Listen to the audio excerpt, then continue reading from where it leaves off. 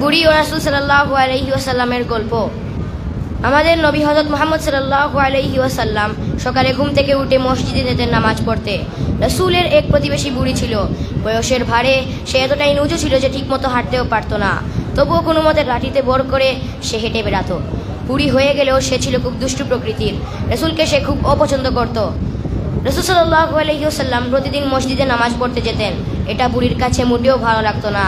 তাই সে রাতের অন্ধকারে মসজিদে যাওয়া আসার পথে বড়ই গাছের কাঁটা বিছিয়ে রাখত। রাসূল সাল্লাল্লাহু আলাইহি ওয়াসাল্লাম যখন ওই পথ ধরে মসজিদে যেতেন তখন তার বিছানো কাঁটাগুলো তার পায়ে গেঁথে যেত এবং তিনি খুব কষ্ট পেতেন। রাসূল সাল্লাল্লাহু আলাইহি ওয়াসাল্লামকে প্রতিদিনই কাঁটার ব্যাপারে সতর্ক থাকতে হতো, কারণ এটা ছিল বুড়ির রোজকার অভ্যাস। হঠাৎ একদিন রাসূল সাল্লাল্লাহু আলাইহি ওয়াসাল্লাম লক্ষ্য করলেন ওই পথে কোনো কাঁটা বিছানো নেই। রাসূল খুব অবাক হলেন। অতঃপর দ্বিতীয় দিনেও রাসূল সাল্লাল্লাহু আলাইহি ওয়াসাল্লাম দেখলেন ওই পথে কোনো কাঁটা বিছানো নেই। তিনি খুব অবাক হলেন, ভাবলেন হয়তো বুড়ি কোনো কারণে আসতে পারেনি। অতঃপর তৃতীয় দিনেও রাসূল সাল্লাল্লাহু আলাইহি ওয়াসাল্লাম লক্ষ্য করলেন ওই পথে কোনো কাঁটা বিছানো নেই। তিনি এবার বুড়িকে নিয়ে খুব দুশ্চিন্তায় পড়ে গেলেন। তিনি ভাবলেন এমন তো হবার কথা নয়। যে বুড়ি তাকে প্রতিদিন কষ্ট না দিলে তার খাবার হজম হতো না, সে আজ 3 দিন ধরে তার রাস্তায় কাঁটা বিছাচ্ছে না। রাসূল সাল্লাল্লাহু আলাইহি ওয়াসাল্লাম সিদ্ধান্ত নিলেন বুড়ির বাড়িতে যাবেন।